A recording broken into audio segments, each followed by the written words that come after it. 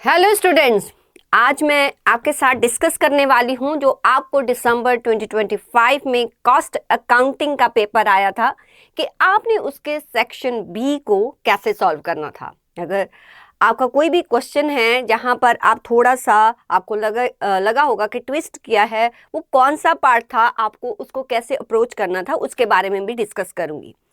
बाकी मैं ये बता दूं कि जो भी पेपर था it's not that level of easy और it's not that level of tough.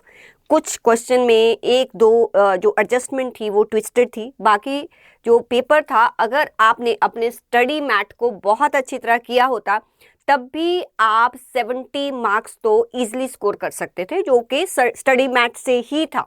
And rest of आपने जो भी लास्ट के 5 टर्म्स के जो है 5 to 6 टर्म के अपने पेपर्स देखे होंगे वो, और जो भी आपने प्रीवियस ईयर के क्वेश्चंस वॉल्यूम 2 में जो हमारी बुक में हैं उसको देखा होगा, तो आपके 30 मार्क्स जो रेस्ट है वो भी वहां पर कवर हो रहे थे। 70 में कम बोल रही हूँ, वैसे तो 80 मार्क्स का ऐसा पेपर था जो कि कंप्लीटली आपके स्टडी मैट से आया था।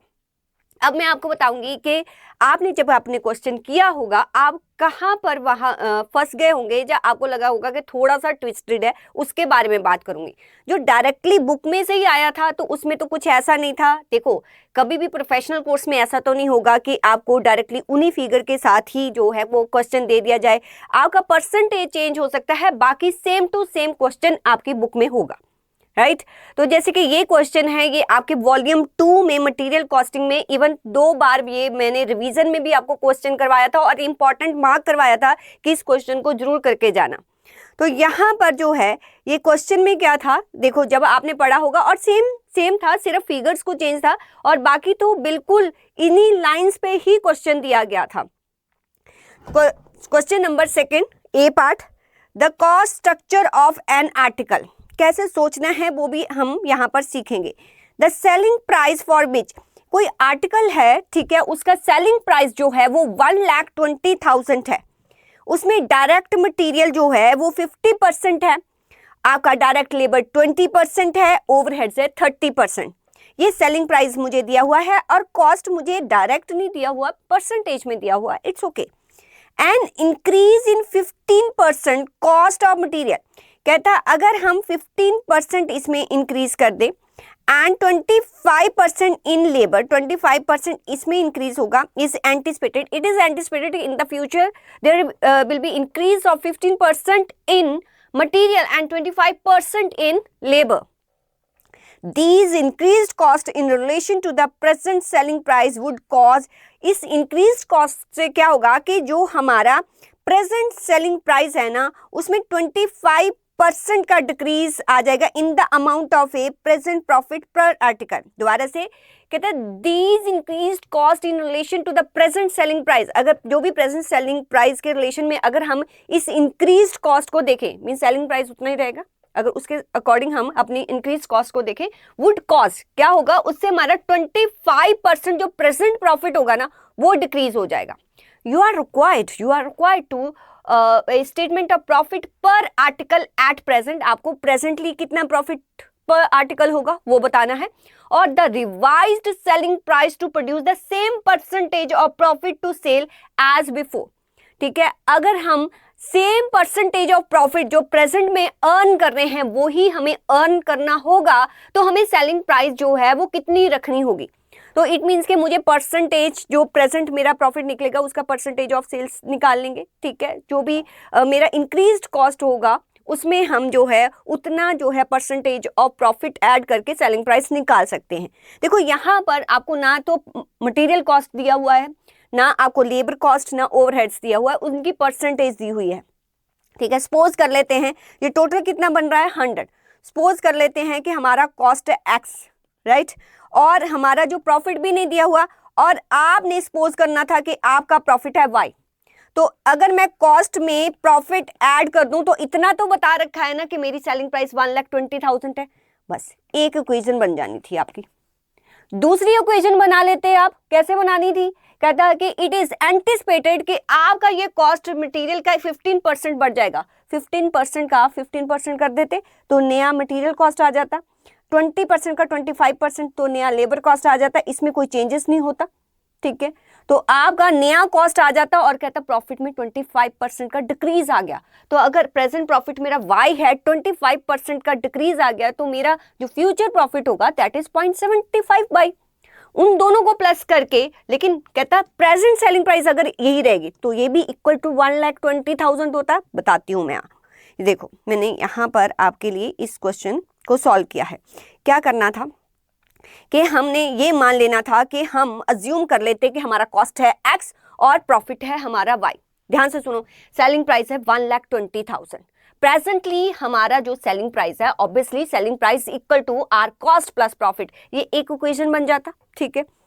आपने क्या करना था, अपना हमने अगर कॉस्ट को x माना है तो ये हमारा प्रेजेंट जो है वो क्या हो जाता, मटेरियल 0.50x, ये 20x, ये 30x, टोटल मिला के x बन गया, ठीक है। अगर 15% इंक्रीज होगा मटेरियल में तो 15% ऑफ 50 कितना बन गया, 0.075। 25% ऑफ 20 कितना बन गया, 0.05। दोनों को प्लस करते 50x प्लस 0.075, तो हमारा न्यू कॉस्ट जो मटेरियल का बनता वो इतना, हमारा लेबर का कितना बनता 0.25x और ये सेम रहता, तो न्यू कॉस्ट हमारा इतना बनता। ऑलरेडी उसने बताया कि जो इंक्रीज इन कॉस्ट हुआ उसके अकॉर्डिंग जो हमारा जो प्रॉफिट है उसमें 25% का डिक्रीज आ गया, तो y में से 25% माइनस कर देते तो 0.75, ये दूसरी इक्वेशन बन जानी थी। बस इक्वेशन नहीं बनानी थी, इन दोनों इक्वेशन को आप सॉल्व कर देते। इन दोनों इक्वेशन को अगर मैं सॉल्व करती, अगर मैं इक्वेशन 1 को जो है 0.75 से मल्टीप्लाई करती, क्योंकि 0.75 से अगर मैं 1 इक्वेशन को मल्टीप्लाई करती, ये 0.75x आ जाता, 0.75y आ जाता, और जो 1,20,000 है उसको मैं 0.75 से मल्टीप्लाई करती तो 90,000 आ जाता, और सब्ट्रैक्ट करती थी सेकंड इक्वेशन से, तो मेरा x का वैल्यू आ जाना था और मेरे पास इक्वेशन 1 और 2 को सॉल्व करना था, बस वही बनानी आनी चाहिए थी, बाकी तो सॉर्टेड था, राइट। तो x आपके पास आ जाता, x हमने क्या माना था कि that is our cost, y हमने क्या माना था दैट इज आवर प्रॉफिट, ठीक है, ये निकल गया। अब वो कह रहा था कि आप हमें ये बताइए कि जो फ्यूचर का सेलिंग प्राइस कितना रखे कि जो हम प्रेजेंटली प्रॉफिट अर्न कर रहे हैं सेम प्रॉफिट अर्न करें। तो आप प्रेजेंटली कितना प्रॉफिट कॉस्ट के पीछे अर्न कर रहे हो, 40,000 प्रॉफिट आप 80,000 के पीछे कर रहे हो, मीन्स 50% ऑफ जो है आप कॉस्ट का जो है प्रॉफिट अर्न कर रहे हो प्रेजेंट सिचुएशन में। तो फ्यूचर में क्या करते, फ्यूचर में हमारा कॉस्ट कितना हो जाता, जो भी x है उसको 1.125 से मल्टीप्लाई करना था, तो फ्यूचर का कॉस्ट हमारा न्यू कॉस्ट कितना हो जाता, आप 80,000 को 1.125 से मल्टीप्लाई कर देते, मीन्स फ्यूचर में हमारा कॉस्ट होता 90,000। अब 90,000 में अगर सेम परसेंटेज ऑफ प्रॉफिट हमें अर्न करना है तो 90,000 का 50% कर दो, बिकॉज दिस 50% ऑन कॉस्ट, और ये 90,000 भी मेरा कॉस्ट है, तो 50% ऑफ 90,000 45 हो जाता, 90,000 प्लस 45, तो न्यू सेलिंग प्राइस आ जाता मेरा 1,35,000।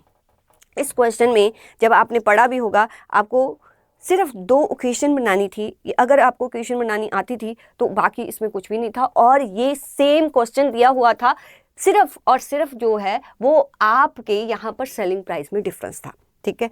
तो ये आपको क्वेश्चन जो है इजीली बनने वाला था अगर आपने ध्यान से क्लास में इसको किया होता। चलिए नेक्स्ट 2 का बी पार्ट में आते हैं, ध्यान से देखो। X Limited is reviewing its stock policy. Has the following alternative available for the evaluation of stock? Okay, कहता है जो स्टॉक पॉलिसी होगी, रिव्यू कर रहा है अपनी स्टॉक पॉलिसी को। स्टॉक पॉलिसी रिव्यू करने का मतलब कि हम एट अ टाइम कितना स्टॉक रखें या कितना ऑर्डर करें, that is called the evaluating of the stock policy.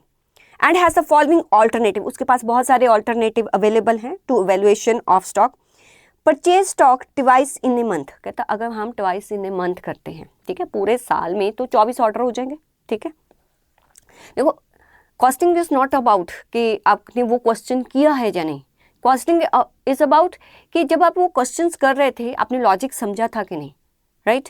तो यहाँ पर क्या दिया हुआ है, आपने कैसे सोचना था। ओके, परचेज स्टॉक अगर 2 टाइम्स इन ए मंथ है, मतलब 24 टाइम्स हम, और एट ए टाइम हम कितना ऑर्डर करते हैं 400 यूनिट्स। ओके, परचेज अगर मंथली करते हैं तो 800 है, ठीक है, मंथली मतलब 12 टाइम्स हम ऑर्डर देते हैं, यही मतलब बन रहा है।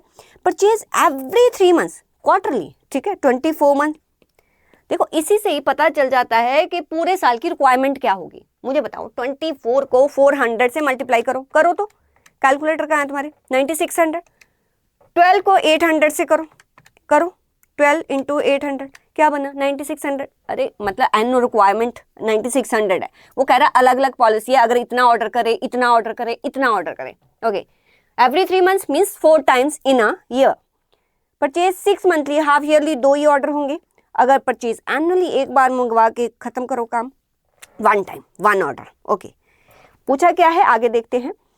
कहता है it is ascertained that purchase price per unit, आपको परचेज प्राइस जो है वो पर यूनिट दी हुई है। हमारा परचेज प्राइस जो है वो कितना है, purchase price that is 40 rupees 40 for deliveries up to 2000 units. Okay, अगर अप टू 2000 यूनिट्स मतलब 2000 तक कितनी भी डिलीवरीज मंगाओ आपको परचेज प्राइस इतना ही मिलेगा। इससे क्या समझे, मतलब जब क्वेश्चन पढ़ रहे हो ना दिमाग में होना चाहिए। इससे हम क्या समझे कि अगर हम 400 यूनिट्स मंगवाएंगे तो 40 पड़ेगा, 800 मंगवाएंगे तो 40 पड़ेगा। आगे का देखेंगे, आगे का देखेंगे आगे।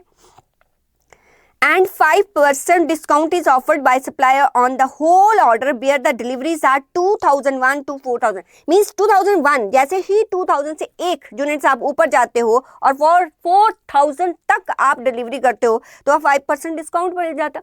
तो 40 का 5% बताइए कितना परचेज प्राइस होता, कितना परचेज प्राइस होता, 2 रुपीज का डिस्काउंट, इट्स अ 38 हो जाता। ओके नेक्स्ट, एंड फिर उसने कहा कि 10% reduction on total order for delivery in excess, अगर 4000 से ज्यादा मीन्स 4000 1 2 3 कुछ भी हो सकता है, तब आपको 10% मिलता, मीन्स 4 रुपीज का जो है डिस्काउंट मिलता। तो इस केस में मेरा परचेज प्राइस कितना हो जाता, 36। बस 3 केस थे, ये आपको बता दिया था। ऐसे साथ साथ में आपके दिमाग में टेबल बनना चाहिए था। Each purchase order incurs administration cost, means जब भी हम ऑर्डर करते हैं तो हमें 250 रुपीज हर ऑर्डर पे पड़ता है। This is ordering cost 250 rupees. Interest on capital and other storage, जितना भी स्टोरेज करने के लिए जो कैपिटल आपने लिया, ये वो लिया, उसका कॉस्ट कितना है 12.50 per unit average stock quantity है। ठीक है, उसने ना डायरेक्टली आपको कैरिंग कॉस्ट दिया था 12.50 और ऑर्डरिंग कॉस्ट दिया था 250। ठीक है, ये आपके पास आ गया। एनुअल रिक्वायरमेंट आपने निकाल ली, एनुअल रिक्वायरमेंट 9600 यूनिट्स। इतने सारे आपने क्वेश्चन किए EOQ, तो ये क्वेश्चन क्या था आपके सामने, बस जैसे आपको क्लास में बताया गया था कि आपको ये चीजें पता होनी चाहिए। बाकी कुछ भी पूछे अरे निकाल लेंगे। क्या पूछ रहा है, देखते हैं क्या पूछ रहा है। क्या पूछा है उसने, कहता calculate the optimum order size. Optimum order size कितने पर हम ऑर्डर करें। ऑब्वियसली अगर इसने हमें ऑप्शन दे दी, ऑलरेडी बता दिया कि हम 400 करते हैं, 800 करते हैं, 2400 करते हैं, 48। EOQ नहीं निकालना था यहाँ, सिर्फ ये निकालना था कि अगर आप 400 यूनिट्स ऑर्डर करोगे तुम्हारा टोटल कॉस्ट कितना है।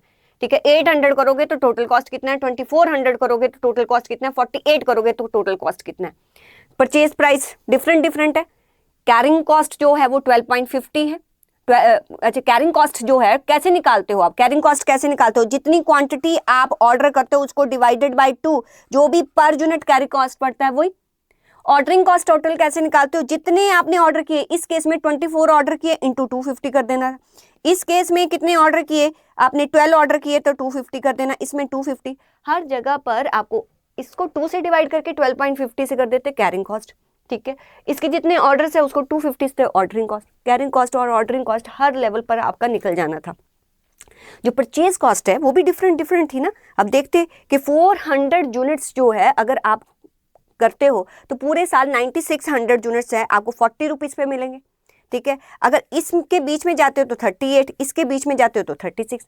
बस तीनों जो जितनी भी ऑप्शन थी ना, ये कॉलम बना लेते, purchase cost, ordering cost, carrying cost add कर दो, जो मिनिमम था वो आंसर था। तो कैसे निकालना था, आइए मेरे साथ। उसने सब कुछ दे रखा था, EOQ भी नहीं आपसे पूछा था। 400, 800, 2400, 4800, 9600। एवरी केस में पूरे साल का परचेज कॉस्ट तो 9600 पे ही आएगा। 9600 और इंटू 40, इस केस में भी 40। जैसे ही 2000 से ऊपर जाता है तो 38 पड़ता है। ठीक है, जैसे ही 4000 से ऊपर जाता है तो 36। ये परचेज कॉस्ट निकल जानी थी। फिर ऑर्डरिंग कॉस्ट है number of order. Number of order कैसे निकालते हो कि 9600 को 4 से डिवाइड कर दो, ठीक है। 9600 अदरवाइज तो वैसे तो दिया ही हुआ था कि हम इतने टाइम से, अगर 9600 मेरा बच्चा 9600 को 400 से डिवाइड करते तब भी तो 24 आता। वैसे तो सीधा सीधा उसने लिख भी रखा है जैसे मैंने आपको बताया, ठीक है। जितने भी आप जो ऑर्डर करते हो, जितनी क्वांटिटी एट ए टाइम, जितनी आपकी एनुअल रिक्वायरमेंट है उसको डिवाइड कर दो, ये नंबर ऑफ ऑर्डर आएंगे उतने 24, 12, 4 वही आएंगे जो मैंने अभी बताया। मल्टीप्लाई बाय 250 कर देते तो आपकी ऑर्डरिंग कॉस्ट आ जानी थी। कैरिंग कॉस्ट, कैरिंग कॉस्ट कैसे आती है? जो आप ऑर्डर करते हो एट ए टाइम उतना ही तो आप अपने स्टॉक में हेल्ड करोगे, तो उसको डिवाइडेड बाय 2 जो भी आपको कैरिंग कॉस्ट है उससे मल्टीप्लाई कर देते। तो this is your total cost to holding this much of quantity, 400, 800, 2400 and so on। जिसमें आपको मिनिमम कॉस्ट आता बस आप लिख देते कि आपको इतना जो है वो एट ए टाइम ऑर्डर करना चाहिए, क्योंकि इस केस में आपका जो टोटल कॉस्ट है वो मिनिमम आता है। This is the answer of this question. Clear? चलिए next, third. From the detail furnished below, you are required to calculate a comprehensive machine hour rate। comprehensive machine hour rate, जैसे classes में आपने machine hour rate निकाला था सारे, आप ये जो क्वेश्चन था ना ऑलरेडी स्टडी मैट में था, ठीक है, जहाँ पर आपको running expenses, machine expenses already करवाए हुए थे। सिर्फ आपका डिफरेंस कहाँ था? डिफरेंस सिर्फ आता कि जो वैल्यूज है वो अलग अलग है। स्टडी मैट का ही क्वेश्चन है, अगर स्टडी मैट के क्वेश्चन भी मशीन आवर रेट के अच्छी तरह किए होते तो तब भी आप ये कर लेते। अब कॉम्प्रीहेंसिव में थोड़ा सा कंफ्यूज हो गए। कॉम्प्रीहेंसिव ये कि वेजेस भी बीच में इंक्लूड करनी होती है, वैसे तो सारे एक्सपेंसेस आपको इंक्लूड करने सिखाए हुए हैं, तो इसलिए आप एक ये वर्ड पढ़ के कंफ्यूज नहीं होना था आपको। देखो इसमें क्या करना था, आपको मशीन आवर रेट निकालना था। आपको जैसे बताया गया था स्टैंडिंग चार्जेस आप अलग लिखते हो, ठीक है, और आप रिपेयर्स एंड मेंटेनेंस का अलग कॉलम बनाते हो जैसे क्लासेस में किया, और उसके बाद रनिंग एक्सपेंसेस आप अलग लिखते हो। अब स्टैंडिंग चार्जेस में बच्चा कंफ्यूज हो जाता है कि कौन सा स्टैंडिंग लूँ मैं, तो हो सकता है कि मैं डेप्रिसिएशन को मैम रनिंग लूँ, ले लो, रनिंग ले लो, ठीक है, कोई प्रॉब्लम नहीं है। जो भी आपने अज्यूम किया है ना क्वेश्चन में, आप नीचे लिख के आएंगे कि मैंने अज्यूम किया है कि depreciation is a running expenses. वैसे जैसे कि आपको बताया कि अगर किलोमीटर्स पे है डेप्रिसिएशन, इट मीन्स वो रनिंग पर ही आपसे चाहता है कि आप इसको रनिंग लो। अगर तो मतलब कि एक आपको लाइफ टाइम दिया हुआ है कि लाइफ पीरियड दिया हुआ है कि इतने पीरियड्स के लिए, तो वो आप स्टैंडिंग में ले लो, बाकी आपकी मर्जी है। अगर आप रनिंग में भी लेते हो तो आंसर गलत नहीं करेगा। तो यहाँ पर साथ साथ में देखो, पहले डेप्रिसिएशन हो सकता है आपने रनिंग में लिया हो सकता है आपने स्टैंडिंग में, जैसे भी लिया हो तो आपने कैसे इस क्वेश्चन को सॉल्व किया होगा, तो सारा एक बार रीड कर लेते हैं। सबसे पहले आपको जो दिया हुआ है कि original purchase price of machine दी हुई है, जिस पर 10% आपको जो है पर एनम डेप्रिसिएशन पड़ेगा। Normal working hour for a month 200 है पर ए मंथ, जो आपका वर्किंग आवर है वो 200 है, और मशीन वर्क्स टू ओनली 75%। आप जो मशीन काम कर रही है ना वो सिर्फ 75% कैपेसिटी पे काम कर रही है, तो आपने जो भी आपकी नॉर्मल कैपेसिटी है ना वो है 150, तो 75 मीन्स 150 आवर्स पे ही काम हो रहा है। Next, wages of machine man 125 per day of ₹8 our, ठीक है। अगर वो वेजेस जो है वो आप 125 रुपीज़ एक दिन का देते हो, एक दिन में कितने आवर्स हैं? 8 आवर्स हैं। और ऐसे ही wages for helper machine attendant वो देते हो आप 75 पर डे, जबकि एक दिन में 8 आवर्स हैं। तो अल्टीमेटली यहाँ पर पूरे मंथ की कितनी वेजेस हैं वो आपको निकालनी थी। Power cost for a month दी हुई है, तो आपको यहाँ पर देखो, अगर वर्किंग आवर्स जो है ना, normal working hours for a month 200 hours जो कैपेसिटी है, आपको सिर्फ अगर मंथ में दिया हुआ है ना तो आपको नहीं मशीन आवर रेट में मंथली निकालना था, तो इन सभी एक्सपेंसेस को मंथ्स पे ले जाते। तो पावर कॉस्ट जो है पूरे मंथ की दी हुई है, ये सीधी सीधी दे रखी थी, आपको सिर्फ कैलकुलेशन यहाँ पर करनी थी, ये वाली कैलकुलेशन। यहाँ पर आपको आई थिंक ये आपको थोड़ा ट्विस्टेड लगा होगा, मैंने बताया ना कि कहाँ पर आपको थोड़ी प्रॉब्लम लगी होगी, तो इस वाले पार्ट में लगी होगी, पक्का है। Supervisor charges portion for machine centre for the month, ये भी सुपरवाइजर के चार्जेस हैं। ये आप स्टैंडिंग में ले सकते थे। इलेक्ट्रिसिटी और लाइटिंग फॉर मंथ, ये भी स्टैंडिंग में ले सकते थे। Repair and maintenance consumer per month, ये आप रिपेयर्स एंड मेंटेनेंस का अलग से एक कॉलम बनाते उसमें लेना था। Insurance of plant and machinery a portion for, ये ईयर था, इसको 12 से डिवाइड कर देते तो मंथली आ जाता। अदर जनरल एक्सपेंसेस, ये भी पर एनम थे, ये 12 से डिवाइड करते तो ये भी आपके मंथली आ जाते। तो अल्टीमेटली ये आपने सारे जो हैं ये वाले एक्सपेंसेस सारे स्टैंडिंग ही लिए होंगे। The workers are paid a fixed dearness allowance, जो वर्कर्स को है ना fixed dearness allowance 1575 per month मिलता है। आपने पहले वेजेस निकालनी थी, ठीक है, फिर उसमें डियरनेस अलाउंस ये वाला ऐड कर देना था। प्रोडक्शन बोनस जो पेबल करते हैं हम वर्कर को, वो equal to 33.33% means 1/3 of basic wages और डियरनेस अलाउंस, जो भी बेजिस आती और डियरनेस अलाउंस इसका ऐड कर देते और 1/3 और ऐड कर देते तो वेजेस आ जाती, टोटल वेजेस हमारी आ जाती। Add 10% of basic wage dearness allowance against the leave wage and holiday pay to arrive a comprehensive labor wage for debit to production। कहता और भी 10% आपको ऐड करना है, तो 10% जो भी वेजेस टोटल आती है उसका 10% एक और ऐड कर देते तो आपके पास टोटल वेजेस जो आप हेल्पर को देते हैं या अपनी लेबर को देते हैं वो आ जाता। तो सिर्फ वेजेस वाला भी पार्ट इसमें था, बाकी क्वेश्चन जो है आपका इजीली सॉल्व होने वाला था। तो चलिए आपको कैसे सॉल्व करना था तो देखते हैं। आपने सुपरवाइजर के चार्जेस तो ऐसे ही ले लेने हैं, इलेक्ट्रिसिटी भी लिख लेना है। इंश्योरेंस आपको एनुअली दिया था, आपको मंथली निकालना था।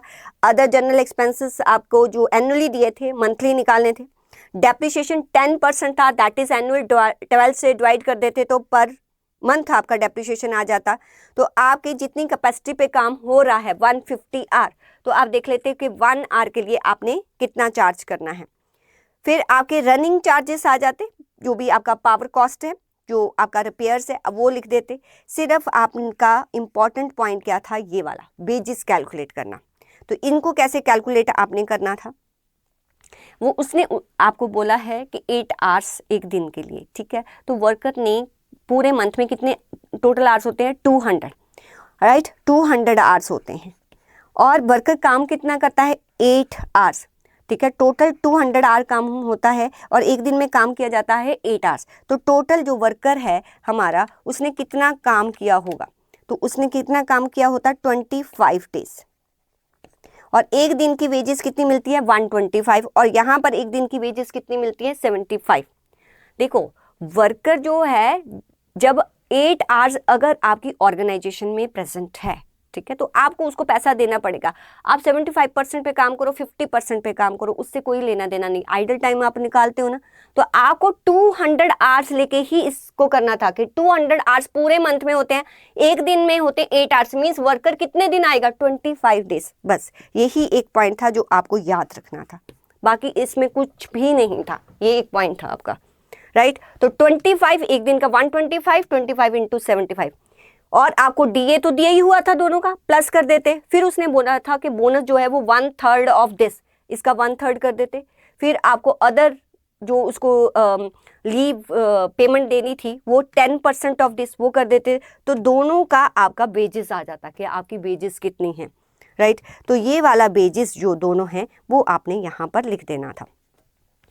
और आवर्स कितने आवर्स काम हो रहा है 150। देखो जो एक्सपेंसेस किए जाते हैं, एक्सपेंसेस तो पूरे आवर्स पे किए जाते हैं, लेकिन जो आप रिकवर करते हो वो उन्हीं से करते हो जो आपके प्रोडक्टिव आवर्स होते हैं। तो 150 से ही आपको जो है प्रोडक्टिव आवर, क्योंकि इसमें आगे उसने कोई आइडल टाइम नहीं बताया था, तो 150 से डिवाइड करके आप यहाँ पर लिख देते। तो आपका मशीन आवर रेट निकल जाता। यहाँ पर आपका जितना भी रनिंग था और जितना आपका स्टैंडिंग था दोनों को प्लस कर देते, बस यहाँ पर आपका टोटल मशीन आवर आपसे निकल जाना था।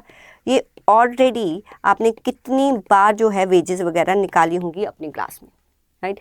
आपने जब एम्प्लॉय कॉस्ट भी करते हो तो उसमें भी कितनी बार आपको एम्प्लॉय की वेजेस कैलकुलेट करनी नहीं आती है कि कैसे कैसे आपने सारा वेजेस ऐड करना है। तो ये था रिलेटेड टू, यहाँ पर मुझे लगता है कि जो बच्चे को ट्विस्टेड लगा होगा वो ये वाला पार्ट लगा होगा, बाकी ऊपर वाले इजी थे, मैनेजेबल थे। ओके, नेक्स्ट बी पार्ट देखते हैं इसका। 2 articles A and B are produced in production firm. From the details given below, prepare a statement regarding cost sheet and financial position of the production firm. Okay, ये भी जो है 2 articles बनते हैं production firm में। आपको cost sheet भी बनानी थी और financial position of the production firm बताना था उसका। तो मीन्स रिकंसिलेशन का आपका क्वेश्चन था। डायरेक्ट मटेरियल दिया हुआ था, डायरेक्ट वेजेस दिया हुआ था, हम प्रोडक्शन ओवरहेड कैसे चार्ज करते हैं 100% ऑफ इसका वेजेस का। Office overhead charges towards production centre 25%, जो भी मेरा वर्क कॉस्ट, तो कॉस्ट शीट बन जानी थी। कॉस्ट शीट में तो कोई ऐसा था नहीं। ये आप लिख लेते डायरेक्ट मटेरियल कितना है, डायरेक्ट वेजेस कितना है, जो भी वेजेस है उसका 100% कर देते तो वर्क कॉस्ट आ जाता, जो वर्क कॉस्ट होता उसका 25% कर देते, राइट। फिर आपका ऑफिस ओवरहेड्स आ जाता, तो ये तो सारा हो जाता। और कितने यूनिट्स बन रहे हैं, 200 यूनिट्स ए के बन रहे हैं और 500 यूनिट्स बी के बन रहे हैं। एंड सोल्ड कितने पे किया जाता है, 50 और 30 रिस्पेक्टिवली, राइट। आपको कॉस्ट शीट बनाना था, आप 200 यूनिट्स और 500 यूनिट्स लेके ए और बी का कॉस्ट शीट बना देना था, और जो भी सेल होती तो आपको प्रॉफिट पता चल जाता है कि एज पर कॉस्ट शीट कितना प्रॉफिट आ रहा है। Production overhead expenses involve 4800 and office overhead was 4200। जो एक्चुअल एक्सपेंसेस हुए ना प्रोडक्शन ओवरहेड के वो 48 है, वो 40 और ये है 42। मीन्स ये आपको फाइनेंशियल बुक्स का बताया हुआ है कि आपके कितने एक्सपेंसेस हुए। तो आपने एज पर फाइनेंशियल बुक्स भी बना लेना था profit, as per cost sheet भी प्रॉफिट बना लेना था, दोनों को क्या कर देना था, रिकंसाइल्ड। तो ये इजी था क्वेश्चन, ये आप इजीली कर सकते थे। कॉस्ट शीट बनाना था दोनों का। 200 इसके थे यूनिट्स, इसके 500 थे। आप जो भी डायरेक्ट मटेरियल, डायरेक्ट लेबर, क्योंकि आपको फाइनेंशियल्स क्या डायरेक्ट मटेरियल डायरेक्ट लेबर नहीं दिया था, वैसे भी सिमिलर ही होता है, राइट। यहाँ पर ओवर एंड अंडर ऑब्जॉर्प्शन तो होती नहीं है, तो यही आप दोनों कॉस्ट जो है अपने उसमें भी ले देते फाइनेंशियल स्टेटमेंट जब आप बनाते। फिर प्रोडक्शन ओवरहेड्स क्या था, 100% ऑफ वेजेस, तो 100% ऑफ वेजेस इसकी 2000 है, इसकी 3000 है। और उसके बाद आपको फैक्ट्री ओवरहेड्स जो है कितना दिया था, प्रोडक्शन ये होता आपका वर्क कॉस्ट। उसके बाद आपको दिया हुआ था फैक्ट्री ओवरहेड्स, नहीं क्या था, 2 मिनट गलत लिखा मैंने, office overheads, office overheads, this is not office overheads, ठीक है। ऑफिस ओवरहेड्स आपके कितने थे, 25% ऑफ वर्क कॉस्ट, तो 25% इसका भी कर देना था और 25% इसका भी कर देना था। तो आपका क्या आ जाता है, ये आपका कॉस्ट ऑफ सेल्स आ जाता। और उसने बोला था कि सेलिंग प्राइस क्या है पर यूनिट, इसका है 50, इसका है 30, दोनों को माइनस कर देते तो एज पर कॉस्ट शीट आपका टोटल प्रॉफिट आ जाता। दोनों को प्लस करके मुझे एज पर कॉस्ट शीट पता चल गया प्रॉफिट कितना है। ऐसे ही P&L बना रहे थे, ठीक है। P&L सेल्स आपको पता ही थी दोनों प्रोडक्ट्स की, डायरेक्ट मटेरियल डायरेक्ट लेबर तो सेम रहना था, आपको प्रोडक्शन और ऑफिस ओवरहेड्स अलग अलग दिए हुए थे, वो एक्चुअल जो इनकर्ड होते हैं वही लेते हैं। तो इसके according as per financial statement हमारा प्रॉफिट था 4750, इसके अकॉर्डिंग था 4687। तो आपको रिकंसिलेशन स्टेटमेंट बनानी थी। मैंने आपको बहुत बार कहा है कि आप profit as per financial books ले सकते हो, एज पर कॉस्ट बुक्स ले सकते हो। तो एज पर अगर मैं कॉस्ट बुक लेती तो मेरा प्रॉफिट कितना होता, 468750। अब 2 ही तो एक्सपेंसेस थे जिनमें गड़बड़ थी। फाइनेंशियल्स में अगर एज पर कॉस्ट बुक्स मैंने प्रॉफिट लिया है, यहाँ पर मेरा प्रोडक्शन ओवरहेड है 4800, जबकि कॉस्ट बुक्स में मैंने कितना प्रोडक्शन ओवरहेड जो है वो चार्ज किया है, देखो ये कितना चार्ज किया है मैंने, 5000। मैंने अपनी बुक्स में 5000 किया है, फाइनेंशियल्स वालों ने 48 किया है, ठीक है। इट मीन्स मैंने अगर 5000 किया हुआ है, मैंने ज़्यादा चार्ज किया है, उन्होंने कम चार्ज किया, उनका प्रॉफिट ज़्यादा होगा, मेरा कम होगा, क्योंकि मैंने ज़्यादा एक्सपेंसेस चार्ज किए हुए हैं। अब मुझे इस पर पहुंचना पड़ेगा, तो जो भी डिफरेंस है उतने से ऐड कर दो। तो डिफरेंस कितना है, 48 और 5000 200, वो ऐड कर देना था। हमने चार्ज किए एडमिन एक्सपेंसेस 4200, नॉट फाइनेंशियल्स वालों ने 4200 किए हैं, हमने कितने किए हैं, हमने जो चार्ज किए हैं यहाँ पर ये दोनों को प्लस कर देते, कितना है 1625 प्लस 24, अच्छा मेरे बैग पे आ गया, देखो 1265 2437.5, तो ये था 4062, ठीक है। हमने कम किया है, उन्होंने ज़्यादा किया। अगर उन्होंने ज़्यादा किया हुआ है इट मीन्स उन्होंने एक्सपेंस ज़्यादा रिकॉर्ड, उनका प्रॉफिट कम है, हमारा ज़्यादा है। इस पे पहुंचने के लिए जो भी डिफरेंस है माइनस कर देते, तो जो भी डिफरेंस था वो हमने माइनस कर दिया, तो आपको पता चल गया कि profit as per financial books क्या है। ये क्वेश्चन हो सकता था, ठीक है।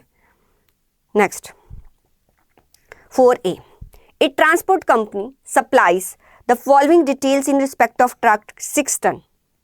ये आपका क्वेश्चन नंबर 57 जो आपके स्टडी मैट में सेम ही था, इसमें कुछ ऐसा अलग नहीं था।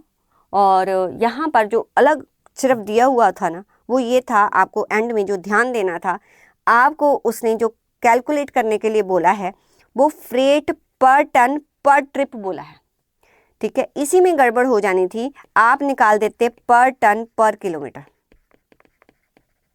अगर पर टन पर किलोमीटर भी निकाल देते, ठीक है, तो पर टन पर किलोमीटर अगर आपने निकाला तो टोटल किलोमीटर्स देख लेते कितने हैं, तो उससे मल्टीप्लाई कर देते, तो आपको पर टन पर ट्रिप मीन्स एक ट्रिप में कितने किलोमीटर्स है ना, उससे आप मल्टीप्लाई कर देते तो आपका आंसर ठीक है। सिर्फ ये देखना था, ये देखना था कि उसने किलोमीटर नहीं पूछा, उसने पूरे एक ट्रिप का पूछा हुआ है, ठीक है। ये तो बहुत बार हमने देखा है कि पर पेशेंट हम प्रॉफिट कैसे निकालते हैं, तो इस चीज को सिर्फ आपने ऑब्जर्व करना था। बाकी सारा क्वेश्चन सिमिलर है जैसे आपके स्टडी मैट में दिया हुआ है, ठीक है। इस क्वेश्चन को एक बार रीड कीजिए।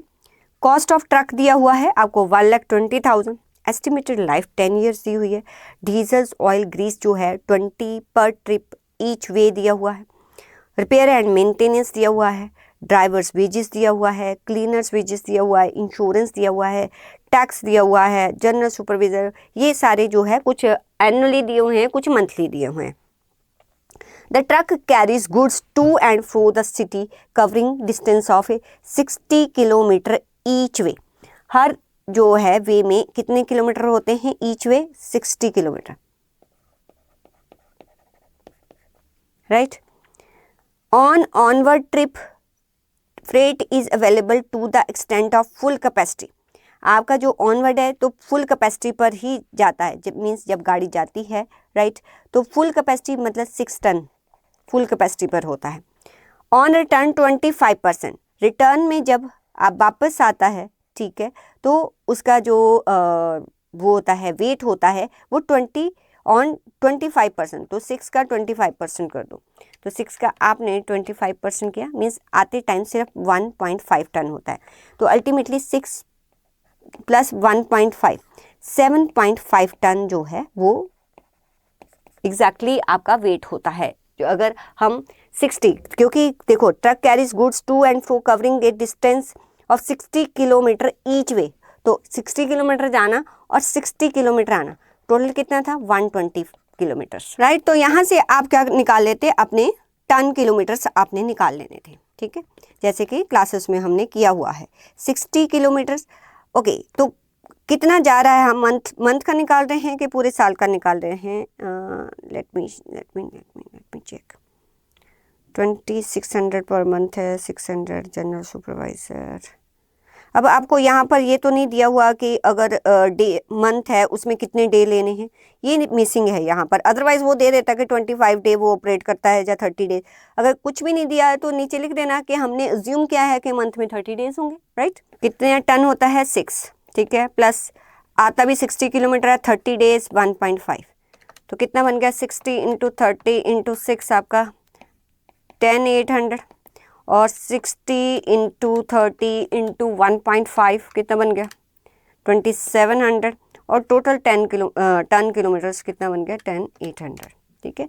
आप दो तरह से इस क्वेश्चन को कर सकते थे, वो मैं आपको बता देती हूँ। जैसे ये 13,500, बस फिर पूरा आपने कॉस्ट निकालना था पूरे मंथ में कितना होता। जैसे कि ये पर एनम दिया हुआ है, इनको 12 से डिवाइड कर देते, इसको भी 12 से डिवाइड कर देते, इसको भी 12 से डिवाइड कर देते। बाकी जो आपको कॉस्ट दिया हुआ है ट्रक का 1,20,000 था, ठीक है, 10 ईयर्स के लिए था, तो आपका 1/12 1 मंथ का आपका डेप्रिसिएशन निकल जाता। डीजल ऑयल ग्रीस आपको 20 जो है वो पर ट्रिप ईच वे दिया हुआ है, एक वे जो है वो कितना है, तो आपको अगर ₹20 पर ट्रिप ईच वे दिया हुआ है तो टोटल आपके कितना यहाँ पर लगेगा? आप जाते वक्त ₹20 है, आते वक्त 20 है, ठीक है। 30 डेज जो है ऑपरेट करते हैं, 2 से मल्टीप्लाई कर देते क्योंकि जाना और आना, ठीक है। तो आप अराउंड 60 टाइम आते जाते हो, तो 6 इंटू 2 आपका कितना हो जाता? अराउंड 1200, ठीक है। तो ये आपका क्या निकल जाता है? डीजल ऑयल ग्रीस जो है वो निकल जाता। तो यहाँ पर आपने इस क्वेश्चन को कैसे करना था, एक बार जहाँ चेक कर लेते हैं, कहाँ पर है। देखिए ये आपका डीजल ऑयल, आप ना जाते वक्त 20 रुपीज़ लगे, आते वक्त मीन्स जाना और आना, और पूरे जो आप मंथ में कितनी बार ऑपरेट करते हो 30 टाइम्स, तो ये 1200 निकल जाता।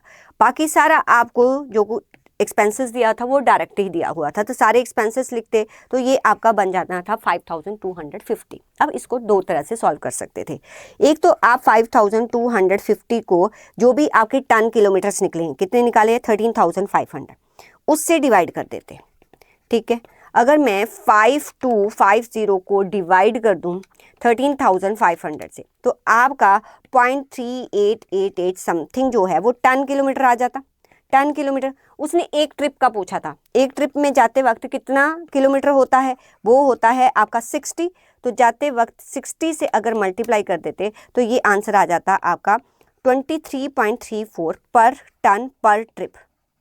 ठीक है, एक ट्रिप करते वक्त तो उसका कितना लगता है, तो ये आपने निकालना है। या दूसरा मेथड क्या था कि आपका 5250 जो है पूरा कॉस्ट आता है।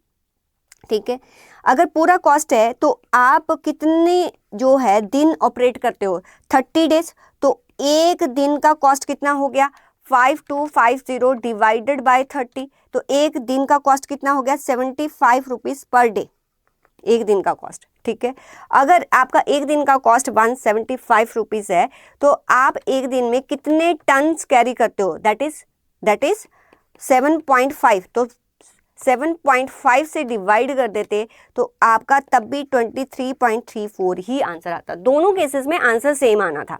उसने पर टन पर किलोमीटर ना पूछ के उसने पर टन पर ट्रिप पूछा था, तो या तो जो भी कॉस्ट आता एक दिन का कॉस्ट कितना है वो निकाल लेते, और एक दिन में कितने टन्स आप कैरी करते हो, 6 जाते वक्त 1.5 आते वक्त, तो टोटल टन्स कितने कैरी करते हो 7.5, तब भी आपका आंसर यही आना था। तो ये क्वेश्चन में सिर्फ जो आपको कंफ्यूज करने वाली बात थी वो ये वाली थी और कुछ नहीं था। नेक्स्ट, इसका बी पार्ट देखते हैं।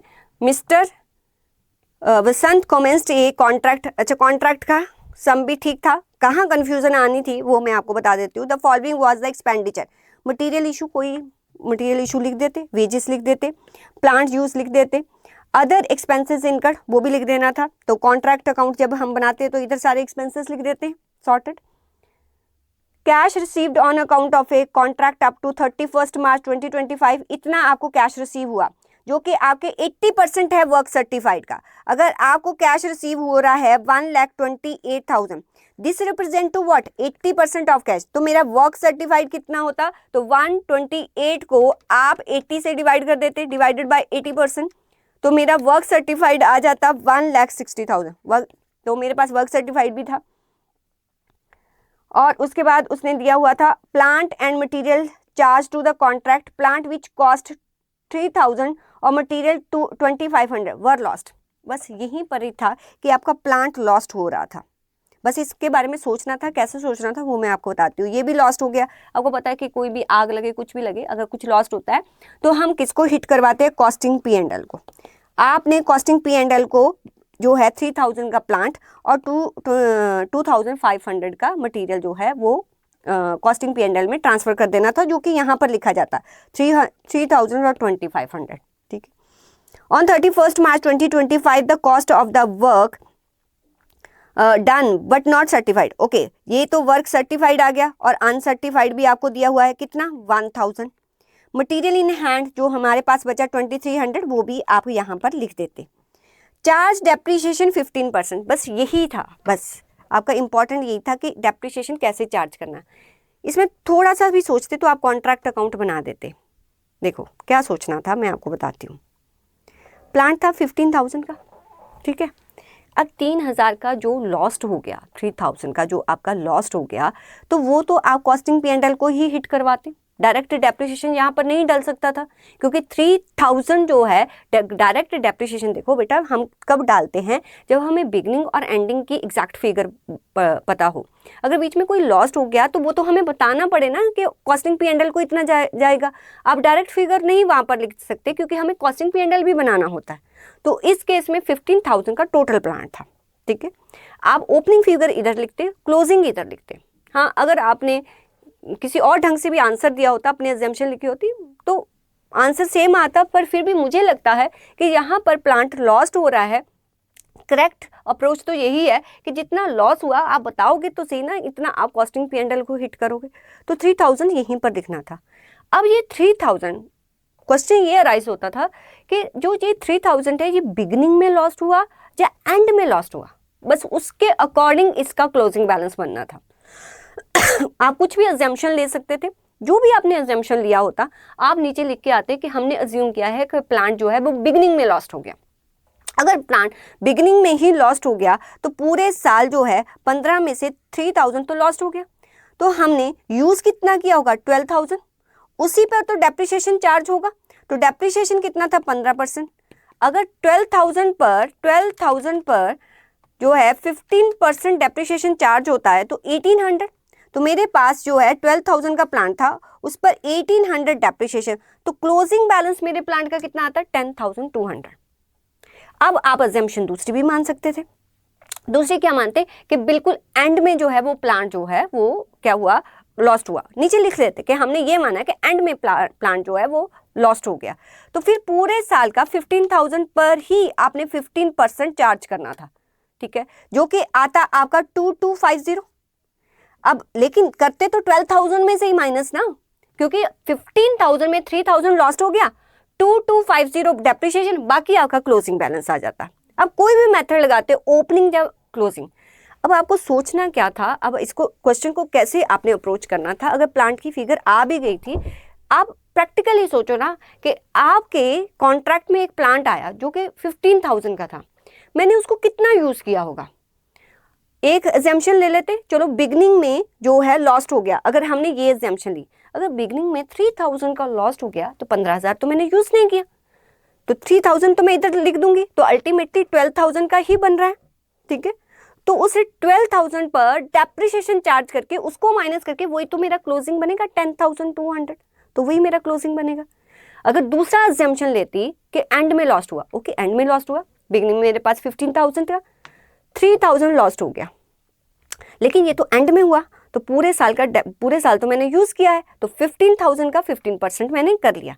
बट क्लोजिंग में ये 3,000 तो मैंने अलग लिख दिया ना, तो 15,000 में 3,000 तो माइनस करोगे, फिर जितना आपने डेप्रिसिएशन जितना यूज किया वो माइनस करना, तो क्लोजिंग स्टॉक। तो बस इतना ही सोचना था, उसने थोड़ा सा इसको ट्विस्ट कर दिया था इस वाले पॉइंट को, और कुछ नहीं था। बाकी जैसे आप निकालते थे कि आप पूरा कॉस्ट आपका निकल जाता, कॉस्ट टू कॉन्ट्रैक्ट निकल जाता, जो भी आपका WIP था, जो भी आपका अनसर्टिफाइड था, this is your notional profit. 3 lakh का टोटल कॉन्ट्रैक्ट था, अगर इतना सर्टिफाइड आपका हो गया है तो 50% से ज़्यादा है, तो 2/3 ऑफ जो भी आपका नोशनल प्रॉफिट है और जितना आपने कैश रिसीव किया 80% वो आप ट्रांसफ़र कर देते, और बाकी जो है बाकी आप रिजर्व्स को ट्रांसफ़र कर देते। तो this is the contract. Contract में क्या सोचने वाला पार्ट था, वो प्लांट वाला, ठीक है। चलिए नेक्स्ट 5th का अच्छा ये वाला है, ये तो आपको मतलब आपके बुक में ही ये क्वेश्चन दिया हुआ है, सिमिलर लाइंस में था, ऐसा कुछ नहीं था कि इसमें अलग था।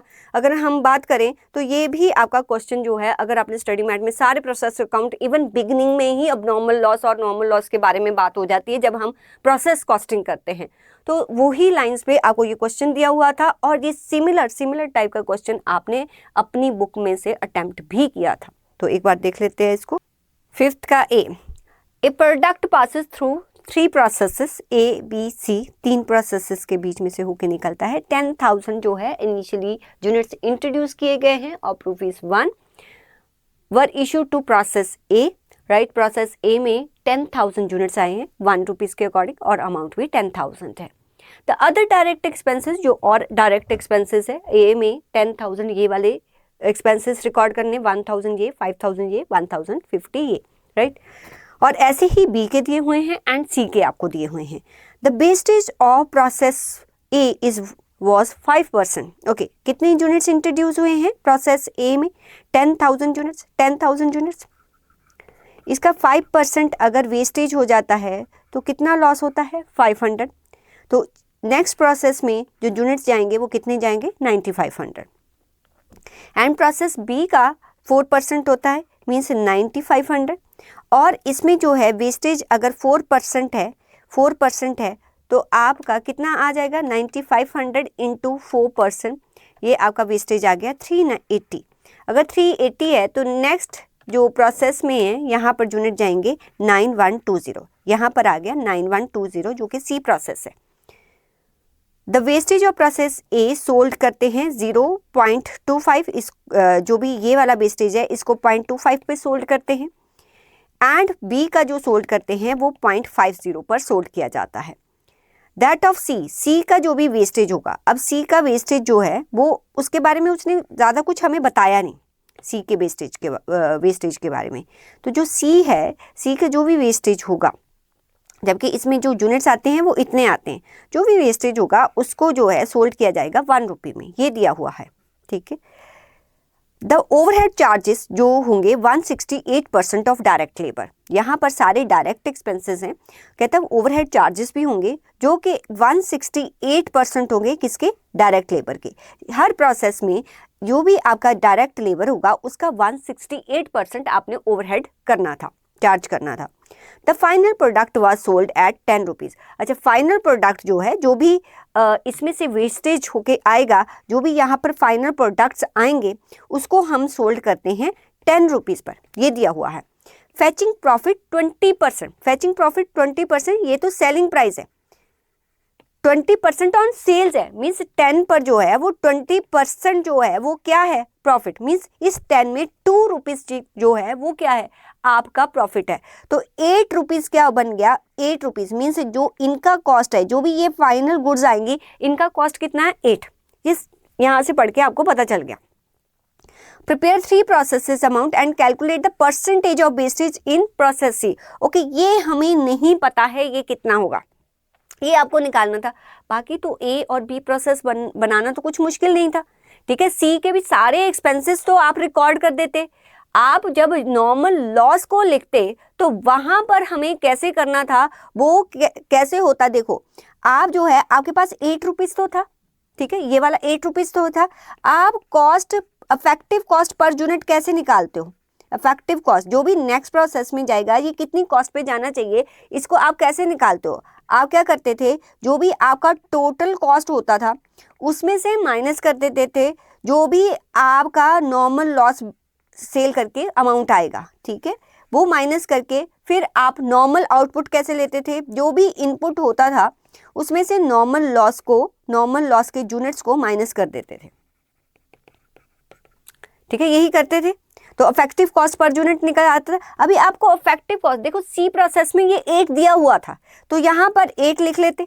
आपको क्या नहीं पता था, आपको नॉर्मल लॉस के यूनिट्स नहीं पता थे, सिर्फ यही नहीं पता था, ठीक है। ये आप जो है नॉर्मल लॉस के यूनिट एक्स मान लेते तो टोटल कॉस्ट जो है आपका, टोटल कॉस्ट कितना आता, जो भी आपका टोटल कॉस्ट, यहाँ पर पहले यहाँ पर लिख देते हैं इनपुट आता आपका, इनपुट था 9120, ठीक है, माइनस नॉर्मल लॉस यूनिट, वो क्या माना है हमने, एक्स माना है। टोटल कॉस्ट कैसे आता है, सी का जब प्रोसेस अकाउंट बनाते जितना भी कॉस्ट यहाँ से जो भी कॉस्ट है वो सारा कॉस्ट आ जाता, वो यहाँ पर लिख देते माइनस, और जो नॉर्मल लॉस है कितने पे बिकता, 1 रुपीज़ पर, 1x मतलब x माइनस कर देते, तो उससे x की वैल्यू आपकी निकल जाती। चलो एक बार मैं करके दिखाती हूँ कि कैसे करना था। आइए प्रोसेस ए, मटेरियल आपको दिया था, sundry debtor, sundry material, direct labour, expenses, overhead कैसे चार्ज करने थे, जो भी आपका डायरेक्ट लेबर था उसका 168%, ये टोटल कॉस्ट बन गया। इसमें तो आपको बताया हुआ था कि कितना आपका लॉस होना है, 500 यूनिट्स कितने पे सेल होगा वो भी दिया हुआ था, ठीक है। और आप जो है cost, effective cost per unit कैसे निकालते थे, जो भी आपका टोटल कॉस्ट है, जितने पे नॉर्मल लॉस बिकता है, ठीक है, और जितनी आपकी इनपुट है उसमें से आप माइनस कर दो नॉर्मल लॉस यूनिट, तो आपका जो है इफेक्टिव कॉस्ट पर यूनिट निकल के आ जाता था, जिसपे आप नेक्स्ट प्रोसेस को इसको ट्रांसफर करते थे। तो ये वाला प्रोसेस ए इजीली बनने वाला था। फिर बी में भी कोई दिक्कत नहीं थी, बी में भी क्या थी, 9500 वहां से आया, किस रेट पे आया वो लिख दिया, जो भी इस प्रोसेस पे जितनी कॉस्ट इनकर्ड हुई है वो सारी लिख दी। इस पे भी 4% हमें पता था कि 380, ये भी बताया गया था कि कितने पर सेल होगा, 0.50, और उसका आपको यहाँ पर अमाउंट मिल जाता। यहाँ भी आपको कॉस्ट पर यूनिट निकाल लेना था, ठीक है, कॉस्ट पर यूनिट आप निकाल लेते, जो भी टोटल कॉस्ट है उसमें से माइनस करके बाकी आपको 5.40, जो कि 9120 5.40 किस में चला जाता, सी प्रोसेस में, ये सारा रिकॉर्ड कर लेना था हमने, ठीक है। अब यहाँ पर जो है हमें सिर्फ ये 8 पता था, 8 पता था, ये टोटल कॉस्ट पता था, ठीक है। मुझे बताओ कि इफेक्टिव कॉस्ट पर यूनिट कैसे निकालते हो? ऐसे ही तो निकाला जाता है, जो भी टोटल कॉस्ट है तो आप उसमें से नॉर्मल यूनिट जितने पे सेल होते उतने, हमने लेट अस अज्यूम जो नॉर्मल कॉस्ट यूनिट है वो क्या है, वो एक्स मान लेते, 1 रुपीज में सेल होते, माइनस कर देते, और 9120 यूनिट्स तो आपको पता ही है 9120, इसमें से ये वाले यूनिट माइनस करने, ये अभी नहीं पता, इसको हमने एक्स माना है। तो जब आपको ये इफेक्टिव कॉस्ट जो है ऑलरेडी पता है कि वो 8 रुपीज़ है, देखो वो है 8, 69768 माइनस एक्स 9120 माइनस एक्स, तो बस इसमें से x की वैल्यू निकाल लेते जो कि आपका आ जाता 456। आप यहाँ पर 456 1 डाल देते, बाकी सारा निकल जाना था। बस जो आपका ये वाला फॉर्मूला था ना, ये जो cost effective cost per unit है, उसी से ही आपको पता चल जाना था कि वेस्टेज, उसने पूछा था परसेंटेज ऑफ वेस्टेज कितनी है, तो 456 किस पर वेस्ट होते हैं, जितने इनपुट आया इस प्रोसेस में 9120, 100 पर कितना होता 5%, ये आपने निकालना था, ठीक है। ये सिमिलर क्वेश्चन आपके स्टडी मैट में था, तो ये आपसे बन जाना चाहिए था, इसमें ऐसा कोई ट्रिकी पॉइंट नहीं था। ओके, इसका बी पार्ट, अच्छा बी पार्ट भी जो यहाँ पर दिया हुआ है, ये भी आपके स्टडी मैट में ही ऐसे बहुत सारे क्वेश्चन थे, ये भी वहीं से बनना चाहिए था। मैं कौन से क्वेश्चन कह रही हूँ कि स्टडी मैट से बनने चाहिए थे, ये भी स्टडी मैट से बनना चाहिए था। The standard labour employment and actual labour engaged 40 hour week for a job, ठीक है, 40 आवर जो है पर वीक है for job are as under skill, semi skill, unskilled, ठीक है। फिर आपके स्टैंडर्ड आउटपुट दिया हुआ है 2000 यूनिट, बट आपने एक्चुअल आउटपुट कितना है 1800 किया है। अब नॉर्मल आइडल टाइम कितना है 2 आवर्स, इट मीन्स के 40 आवर्स का आप वेजेस देते हो, जो आपका आइडल टाइम है वो 2 आवर्स है, इट मीन्स वो काम तो सिर्फ कितना करता है 38 आवर्स ही आपका लेबर काम करता है। आपको लेबर कॉस्ट वेरिएंस निकालना था, लेबर एफिशिएंसी और आइडल टाइम, तो आपको जैसे कि क्लासेस में बताया गया था, आप तो यहाँ पर कैसे लिखना था, देखो standard rate into standard hour for actual output, याद करो जब हम ये टेबल बनाते थे, standard rate into revised standard hour, standard a rate into actual hours worked, क्योंकि इसका इसके साथ एफिशिएंसी के लिए, और standard rate into actual hour paid और actual rate into actual hour paid. बस सभी जगह पर जो जो इन्फॉर्मेशन है फटाफट आपने भर देनी थी, ठीक है, कोई मुश्किल नहीं था। स्टैंडर्ड रेट आपको पता था, स्टैंडर्ड रेट क्या है, ये हर जगह पर स्टैंडर्ड रेट भरते थे 30, 50, 45, 30, 15।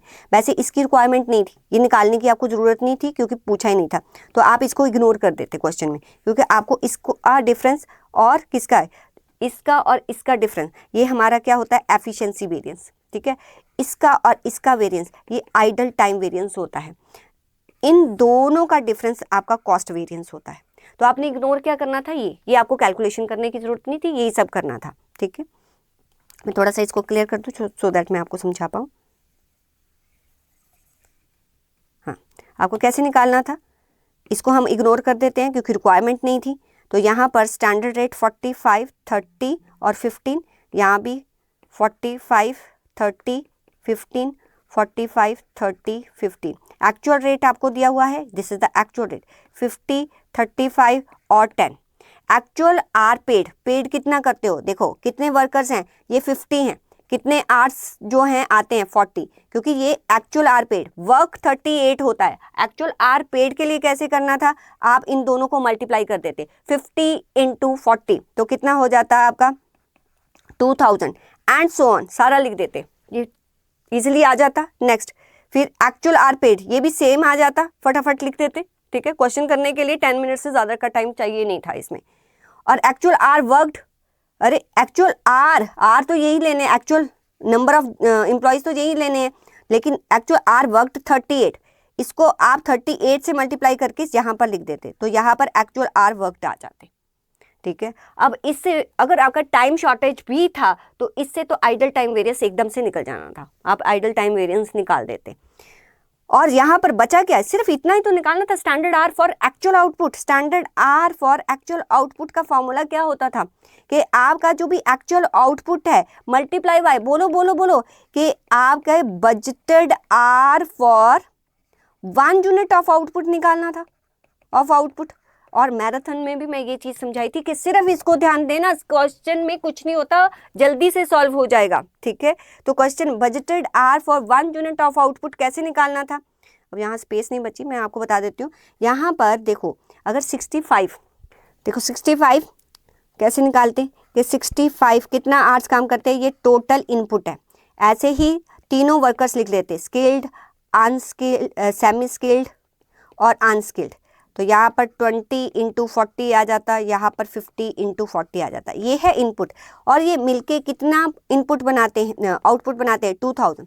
अगर 2000 यूनिट्स ही बनाना था, ठीक है, तो 1 यूनिट के लिए कितने आर लगते, बस वो आ जाता आपका budgeted input for 1 unit of output, that's it, ठीक है। उसको एक्चुअल आउटपुट, जो आपका एक्चुअल आउटपुट था उससे मल्टीप्लाई कर देते। कैसे करना था यहाँ पर दिखाती हूँ। देखो ये 2600 आ गया, ये 800, ये 600। आपका आउटपुट कितना होता है 2000, तो 1 यूनिट के लिए कितना चाहिए था, स्किल्ड का 1.30 आवर्स, सेमी का 0.40 और इसका 0.30। अगर आपने 1800 यूनिट्स ही बनाने थे तो कितने आपको आवर्स लगने चाहिए थे, स्टैंडर्ड आर 2, 3, 4, 0, 720 एंड 540, ठीक है। ये क्लासेस में एक्सप्लेन है, यहाँ मैंने सिर्फ बताया कि आप फटाफट से कैसे करते, बस जो भी आपने टेबल बनाया था उसमें ये सारा फिट कर देते, ठीक है। ये वाला अमाउंट टोटल करके और ये वाला अमाउंट, ठीक है, ये दोनों माइनस करके आपका कॉस्ट वेरिएंस आ जाता। इन दोनों को माइनस करने, इसको और इसको माइनस करने पर आपका एफिशिएंसी वेरिएंस आ जाता, और इन दोनों को माइनस करने पर आपका आइडल टाइम वेरिएंस आ जाता, जो कि आपको पूछा हुआ था। आपको कॉस्ट वेरिएंस, आपको जो यहाँ पर ये एफिशिएंसी वेरिएंस और आइडल टाइम वेरिएंस तीनों निकल जाता। तो 10 मिनट्स तो बहुत ज़्यादा बोल रही हूँ, ठीक है, उसमें भी कम, सिर्फ कैलकुलेशन में 40 से मल्टीप्लाई करना, उसमें गलती ना होती तो आपका ये क्वेश्चन जो है जल्दी से निकल जाता। वो कैसे प्रैक्टिस करनी है, जितनी बार आप इन स्टैंडर्ड कॉस्टिंग के क्वेश्चन को सॉल्व करते, आपका वो प्रैक्टिस उतना ही स्ट्रांग हो जाता। तो ये भी आपके मैथ से क्वेश्चन था, ये भी ईजिली आप कर सकते थे, इसमें कुछ ऐसा ट्विस्टेड नहीं था। चलिए नेक्स्ट 6 से इसमें क्या दिया हुआ है, ये रिलेटेड टू, ये मार्जिनल का है, मार्जिनल कॉस्टिंग का। India limited engaged in A production activity and analysis of their accounting reveals variable cost कितना है 20, जो फिक्स्ड कॉस्ट है वो 50,000 है पर ईयर, ठीक, फॉर द ईयर, पूरे साल के लिए। कैपेसिटी 2000 यूनिट्स पर ईयर पर वो ऑपरेट कर रहा है। सेलिंग कॉस्ट है 70। Okay, find the break even point. ये तो सिंपल था, ब्रेक इवन पॉइंट किसके इक्वल टू होता है, फिक्स्ड कॉस्ट और कंट्रीब्यूशन पर यूनिट। ये तो फालतू के मार्क्स थे। कितना है आपका फिक्स्ड कॉस्ट 50,000, कंट्रीब्यूशन किसके इक्वल टू होता है 70 - 20 कर देते तो 50, तो आ जाता आपका ब्रेक इवन पॉइंट, ठीक है। अगर ब्रेक इवन पॉइंट यूनिट्स में पूछा हुआ है, अगर आपको प्राइस भी बताना था तो जितने भी यूनिट होते उसको 70 से दोनों तरह बता आते। मैम ये यूनिट्स था कि वैल्यू दोनों तरह बता आते, उसमें क्या था, ठीक है, एक 70 से मल्टीप्लाई तो करना था। Okay, next, find the number of units to be sold to get profit. अगर आपको 30,000 प्रॉफिट चाहिए तो कितने सोल्ड करने चाहिए, वही आपका जितना फिक्स्ड कॉस्ट है, जो डिजायर्ड प्रॉफिट है, divided by contribution per unit. तो fixed cost plus desired profit करना था और divided by contribution per unit. जो आपकी मार्जिनल कॉस्टिंग की मैंने आपको कॉन्सेप्ट बूस्टर बैच में भी करवाया है, इवन मैंने अपने CACC अमरजीत कौर चैनल पर भी उसका कंप्लीट रिवीजन डाला हुआ है। उसमें तो ये सारे क्वेश्चन अपने किए हुए थे, क्लासेस में तो किए ही हुए थे। समटाइम ऐसा होता है ना कि लास्ट मिनट में हमें वो सारा रिकॉल नहीं होता, तो आपको रिविजनरी लेक्चर्स में करवाया हुआ था, तो ये भी निकल जाना था आपका। चलो नेक्स्ट देखते हैं, नेक्स्ट क्या पूछा हुआ है उसने। पहले इसका आंसर मैं बता दूं, इन दो का ब्रेक इवन पॉइंट आपको निकालना था, ठीक है, फिर आपको ये निकालना था। अब नेक्स्ट इसकी जो भी रिक्वायरमेंट थी, if the company can manufacture 600 unit more per year with the additional fixed cost 2000। अच्छा, एडिशनल फिक्स्ड कॉस्ट अभी कितनी कॉस्ट है, फिक्स्ड कॉस्ट है 50। तो वो कहता है कि अगर 600 और यूनिट्स उसने प्रोड्यूस करने हैं, अभी कितने कर रहा है 2000 यूनिट्स कैपेसिटी, ठीक है। अगर उसने 2000 अपनी कैपेसिटी 600 की और बढ़ानी है, मीन्स 2600 यूनिट्स वो प्रोड्यूस करना चाहता है, तो एडिशनल कॉस्ट लगेगी 2000। अभी फिक्स्ड कॉस्ट कितनी है 50,000, 2,000 और लगेगी, मीन्स 52,000 और लगेगी। Okay, what should be selling price to maintain the profit per unit जो है एज कैलकुलेटेड अबव। अच्छा, जो हमने ऊपर कैलकुलेट किया है ना सेकंड में, वही हमें जो है पर यूनिट चाहिए, प्रॉफिट चाहिए। चलो सेकंड का जो भी आया देख लेते हैं, सेकंड में क्या आया उसका पर यूनिट हम प्रॉफिट निकाल लेते हैं। सेकंड में हमारा प्रॉफिट कितना था 30,000, ठीक है 30,000, और यूनिट कितने थे 1600।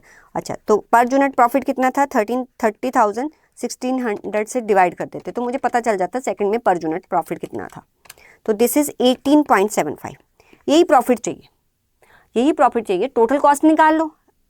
अरे बच्चों, आपको 52,000 तो पता ही है, 52,000 फिक्स्ड कॉस्ट। इसमें ऐड क्या करना था, वेरिएबल कॉस्ट। वेरिएबल कॉस्ट कैसे निकलती, जितने टोटल यूनिट्स आप बना रहे हो, एक एक यूनिट बनाने के लिए वेरिएबल कॉस्ट कितना लगता है 0.20, ठीक है। ये आपका क्या आ जाता है, यहाँ पर टोटल कॉस्ट आ जाता है, यहाँ पर टोटल कॉस्ट आ जाता है। ये टोटल कॉस्ट जो है कितने यूनिट का है 2600 यूनिट, डिवाइड कर देते, उसमें आप अपना प्रॉफिट पर यूनिट जो है ये वाला ऐड कर देते, सेलिंग प्राइस पता चल जानी थी। यही किया, ठीक है। इस देखो आपका टोटल कॉस्ट निकल गया ना। दिस टोटल कॉस्ट जो है, ये टोटल कॉस्ट है, इसको अगर आप 2600 से डिवाइड कर दोगे तो पर यूनिट है। यहाँ क्या करो, टोटल कॉस्ट में जो पर यूनिट आपको प्रॉफिट चाहिए 2600 से मल्टीप्लाई करके वो कर दो, फिर उसको 2600 से डिवाइड, कैसे भी हो सकता है। अब कॉस्टिंग में कोई सेट पैटर्न थोड़ी है, आपको तो उस मंजिल तक पहुंचना है, इस रास्ते से पहुंचो या उस रास्ते से पहुंचो, जैसे आपका दिमाग चलता है। ये दिमाग तब चलेगा जब कॉन्सेप्ट क्लियर होंगे, ठीक है।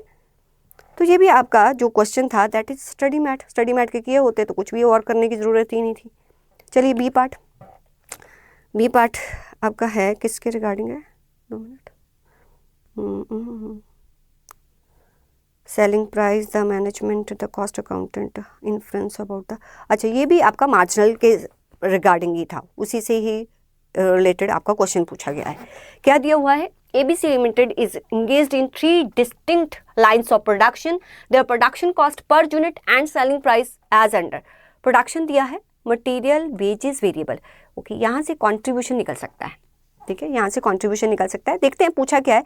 ये फिक्स्ड ओवरहेड्स दिए हुए हैं आपको, जो कि पर यूनिट ही दिया हुआ है। अगर फिक्स्ड ओवरहेड्स दिया है, कोई नॉर्मल कैपेसिटी नहीं है, तो मतलब कि इन्हीं के ऊपर दिया होगा। तो आपका जो फिक्स्ड एक्सपेंसेस हो गए वो ए के कितने हो गए 3000 इंटू 5 15,000, बी के कितने हो गए 2000 इंटू 8 16,000, और सी के कितने हो गए 5000 इंटू 9 45,000। ये आपका फिक्स्ड एक्सपेंसेस है। सेलिंग प्राइस दिया हुआ है, सब कुछ गिवन है। उसने क्या कहा, the management wants to discontinue one line, एक लाइन वो डिसकंटिन्यू करना चाहती है। gives you the assurance that production in 2 other lines shall be rise by 50%, ठीक है। अगर हम एक लाइन को डिसकंटिन्यू करेंगे ना तो दूसरों का प्रोडक्शन जो है वो 50% बढ़ सकता है। जैसे फॉर एग्जांपल अगर मैं इसको डिसकंटिन्यू करती हूँ तो इसका प्रोडक्शन 50% अगर बढ़ जाएगा, 50% मतलब कि 1500 और, तो मैं 4500 यूनिट्स बना सकती हूँ। तो ऐसे दिया हुआ है उसने। They intend to discontinue the line which produces product A जो है, जो लेस प्रॉफिटेबल है। क्या लेस प्रॉफिटेबल है, हाँ लेस प्रॉफिटेबल तो लग रही है, ठीक है। और प्रॉफिटेबिलिटी हम कैसे चेक करते हैं, कंट्रीब्यूशन से। तो आप इन सब की कंट्रीब्यूशन चेक करो, ये जो वेरिएबल कॉस्ट है ना सबका प्लस कर लो, उसको आप सेलिंग प्राइस से माइनस करो, इसको माइनस करो। जिसका लेस कंट्रीब्यूशन होगा ऑब्वियसली वो प्रोडक्ट जो है वो ज़्यादा प्रॉफिटेबिलिटी नहीं देता होगा, वो चेक करना था आपका। हाँ, अभी हमें नहीं पता कि प्रोडक्ट ए का है कि किसका।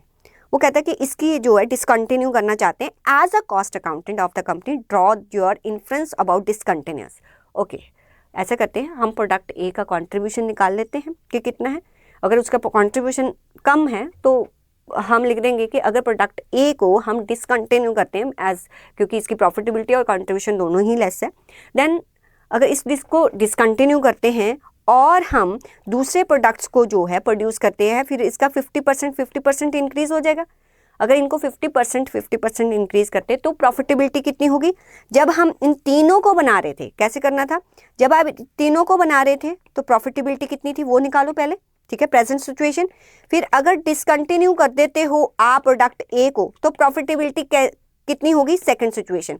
फिर दोनों को कंपेयर करके आप बता देना, अपना इन्फ्लुएंस दे देना था। तो देखते हैं इस क्वेश्चन को कैसे करना था। ये भी सिंपल था, स्टडी मैथ से ही होने वाला था। टोटल, जैसे मैंने आपको बताया कि टोटल फिक्स्ड कॉस्ट निकाल लेना। आप किसी भी प्रोडक्ट को कंटिन्यू करो या डिसकंटिन्यू करो, फिक्स्ड कॉस्ट तो आपको इनकट करनी ही पड़ेगी। तो आप प्रॉफिटेबिलिटी निकालते कि अगर तीनों जो प्रोड्यूस हो रहे हैं अगर वो प्रोड्यूस होते रहेंगे तो आपका कंपनी का प्रॉफिटेबिलिटी कितना है। तो सेलिंग प्राइस और आपने क्या माइनस कर दिया इनमें से, इनका वेरिएबल कॉस्ट, तो कंट्रीब्यूशन पर यूनिट आ गया। अभी भी देखो तो ए का कंट्रीब्यूशन कम है, राइट।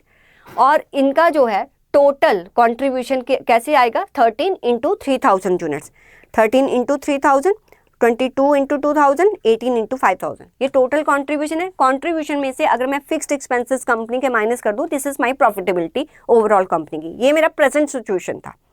सेकेंड सिचुएशन में वो क्या कह रहा था कि 50% इंक्रीज कर देते, तो बी का 50% अगर मैं इंक्रीज करती तो ऑब्वियसली ये 4500 हो जाता, ये 4500 हो जाता। नहीं, बी के कितने हैं, आई डोंट नो बी के कितने हैं,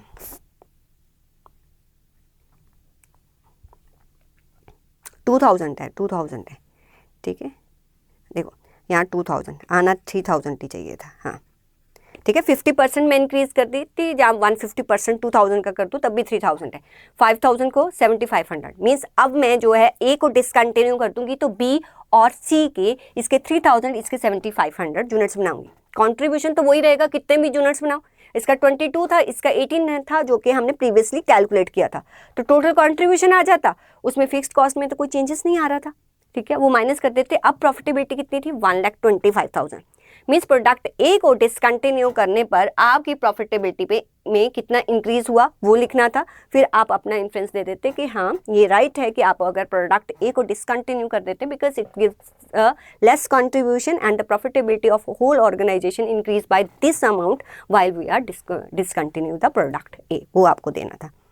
तो ये भी आपका स्टडी मैट का ही था, इसके लिए भी आपको कहीं इधर उधर भागने की ज़रूरत नहीं थी।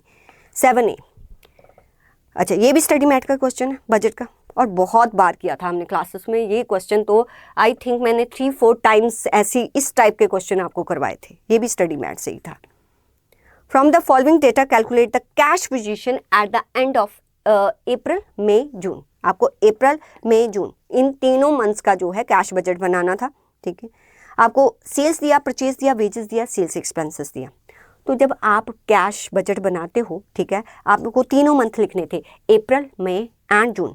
अप्रैल का डेफिनेटली आपको ओपनिंग बैलेंस ऑफ कैश दिया होता, अप्रैल का जो क्लोजिंग बैलेंस होता वो मई का ओपनिंग बन जाता, मई का जो क्लोजिंग होता वो जून का ओपनिंग बन जाता। कहता है सेल्स 10% रियलाइज्ड होती है in the month of sales, जिसमें सेल्स होती है। अगर मुझे इन तीनों का बनाना है मेरे बच्चे, तो जो सेल्स है इसका 10% कैश सेल्स तो आप रिकॉर्ड कर लेते, इतना आपको कैश आता, इसका भी 10%, इसका भी 10%।